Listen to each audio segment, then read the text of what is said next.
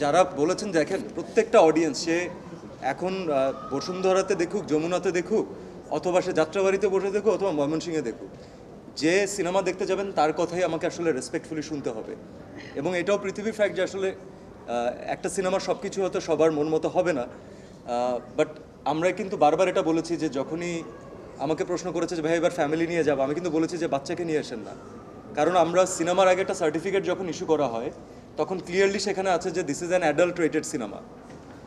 আমরা যখন ট্রেলারটা দিয়েছি আমরা কিন্তু ইচ্ছা করে, আপনি যদি খেয়াল করেন, আমরা ইচ্ছা করে যে জিনিসগুলো নিয়ে সাধারণ দর্শকের কোনো ধরনের কনফিউশন অথবা কোয়েশ্চেন আসতে পারে আমরা ওটা ট্রেলারে রেখেছি, আমরা কিন্তু হাইড করিনি। রাখার জন্য এটা কারণ ছিল যে as a film maker, as the production house, as an artist, we all want to be honest with the audience. এখন আপনি বলতে পারবেন না যে দিস ইজ নট রাইট, কারণ there is no right, there is no wrong, this is cinema. And সিনেমার main purpose হচ্ছে দর্শককে এন্টারটেইন করা, একটা গল্প বলা।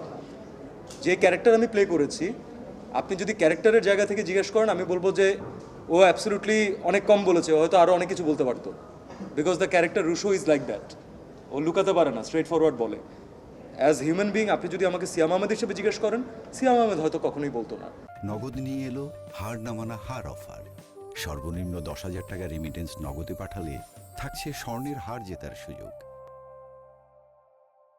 কারণ আমি সবসময় কাজ করেছি যে কাজগুলোতে কখনো নারীরা যেন অসম্মানিত না হয়। ইনফ্যাক্ট আমার আই উড হ্যাপিলি সে যে most of my blessings have been coming from the women audience. এখনও সেটা পাচ্ছি। আর আশ্চর্যের বিষয় হচ্ছে সবচেয়ে বেশি পরিমাণ নারী দর্শকই রাক্ষসকে পছন্দ করছেন।